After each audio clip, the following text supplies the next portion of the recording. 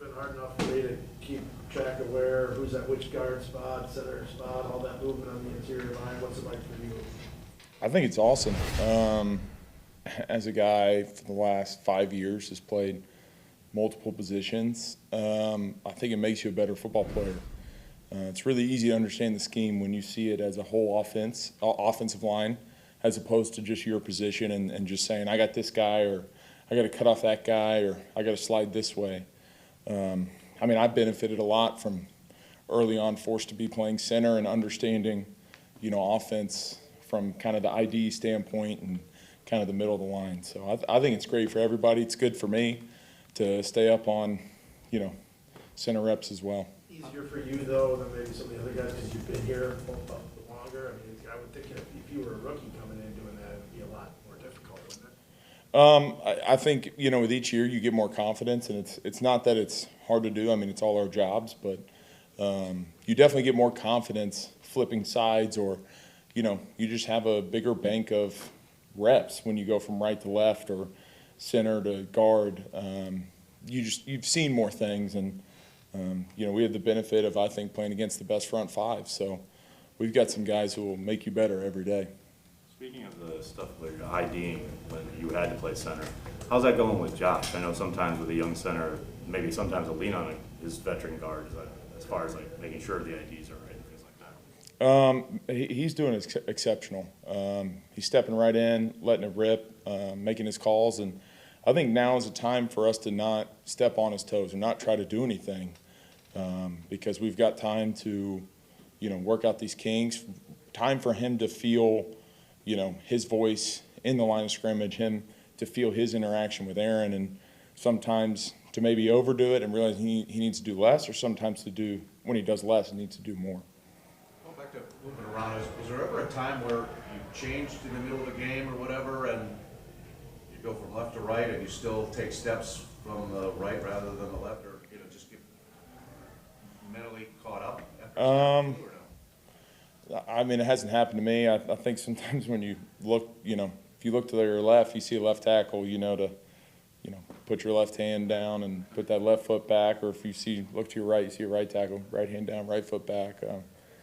There's been a few young guys in camp, and it's always fun to watch them film. But everyone's been handling it well, and we got a lot of guys who can play a lot of different positions, and that's definitely a benefit. Lucas, you're no stranger to competition, obviously, fighting for whether it's roster spot, playing time, whatever. Having started pretty much every game last year, does this competition feel any different to you, like you're trying to kind of hang on to something, or what's just your mental approach to it? My mental approach is I love competition. To speak as frankly as I can, I think the NFL is awesome because you have a healthy fear for your job. They're scouts. They're scouting people. They're scouting thousands of college kids. They're scouting guys on different NFL teams. They're scouting guys who are free agents. Like, I've had that mentality since day one. Like, it doesn't matter if I've started 100 games, 0 games. I'm going to approach it the same. It's competition to me. I think everyone rises, or, the best person will come out of that. And if it's me, great. If it's not, I've worked just as hard that person has to beat me out, that I'm comfortable knowing that person's better than me, and I've made this team better. Lucas, were you like that too at Duke, or was that more your entry into the NFL as far as kind of gaining that perspective? First of all, good to see you, Wes, in person. No, Duke was a good experience. As a young player, I had the opportunity to play a lot and earned a role in my first 2 years. I would actually go every 2 series from starting on the left side to go all the way to the right. So had some experience doing that at Duke and kind of in the middle of games rolling across different positions. But yeah, we had a really good O-line room, and John Latina, Marcus Johnson as our coaches, they breeded competition, and they wanted us to compete and pretty much earn our spots weekly. You didn't enter last year as a starter, but that changed as a full-time starter. That changed immediately, and you never let that go. What did that year do for you, confidence-wise? I mean, yeah, anytime you can start for one of the best offenses in NFL history is going to help your confidence. But I think the biggest thing it did for me was just build confidence in my technique and my knowledge of the offense. I'm never going to take it for granted. I still think it's super cool to play in the NFL, but yeah, I mean, I just feel more comfortable when I see certain things on defense that I have seen that in a game at game speed with, you know, the MVP behind me and with, you know, the lineman next to me that we're playing with. It's more comfortable. Mercedes was in here the other day saying, you know, he was nervous, a little worried if Aaron was going to come back. How'd you go about this offseason? Did you just kind of do your own thing, or were you like, man, I sure hope 12 is back in the building? I mean, yeah, I'd love to have the MVP behind me every season I play. But I treated my off season the exact same as I have the previous 5 and worked hard. Sent him a few texts here and there, played a lot of golf. But yeah, I mean, I think everyone was hoping he'd be back, but at the end of the day, he's got to do what's best for him. I mean, we're all, you know, it's tough. It's like football. It's like you all want to come together, win championships, win games, but like you develop friendships and you want them to do what's best for them. Like it doesn't matter who on this team. I want to see them happy and healthy and enjoying life, because work is great and what we get to do is a pleasure, but there are people behind what we do at work. I know you still got Dave, obviously, and Billy, and even Dennis now coming in. But I mean, for your perspective, you count the practice squad here. I think this is year 6 already for you. I mean, Yeah. do you feel more like a vet at this point, or what do you sort of think in terms of where you sit now in that room? I mean, yeah, I kind of feel like a vet, but I don't ever want to get too comfortable. I mean, it's still cool to be a Green Bay Packer, and I still have this mentality that, like, you know, I did have a job interview for a quote-unquote normal job. Like, I still remember that feeling of like, wait, I actually have to go do something I don't want to do. So it's like, I don't ever want to lose that, but I definitely feel more of a leadership role, especially to guys who I see myself in, or see guys who maybe haven't had the easiest way to get into the locker room, but now that they're in there, just encouraging them to make the most of their opportunity. Lucas, how have you seen Jordan Love just develop with all of the off-season reps that he got, and especially now with Aaron coaching him up in camp?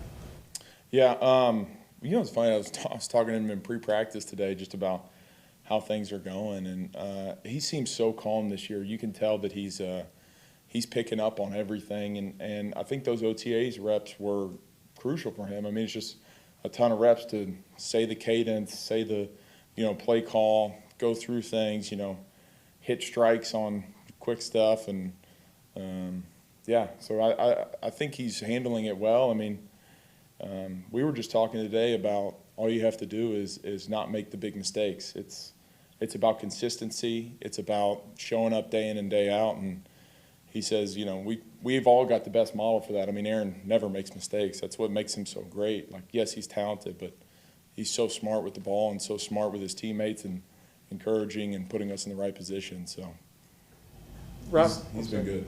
Robert had a pretty good line last week when he was talking about being around the building, seeing smiles again, even though it's kind of a small thing, you know, what that's kind of like after being in Mass all year. Does it feel any bit more normal for you this year? And if so, I mean, just what's that kind of been like to be able to kind of be a little closer as teammates then? Yeah, I mean, it's, you know, I think seeing people's faces is so nice.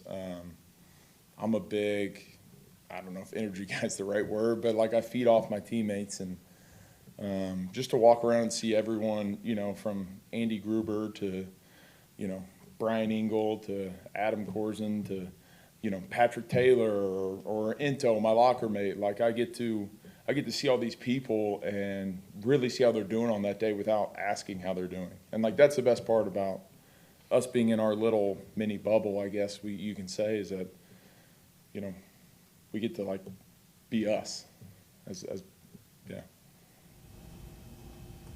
Being in sync, is it most important for you in your position to be in sync with Billy, or how much do you have to work with Josh and whoever's going to be left to him?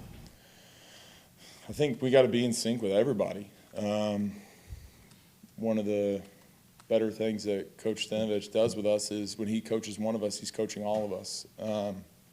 So I think if all of us can be in sync with each other, it doesn't matter who's left, who's right, who's at what position. We can just plug and play. And I think we saw a little bit of that last year with, you know, a special player like Elton Jenkins who can I don't know another player who can play all 5 positions at an exceptionally high level, but I think it's because he's coached that way. We're all coached to listen, even if you're not the one being coached at the point.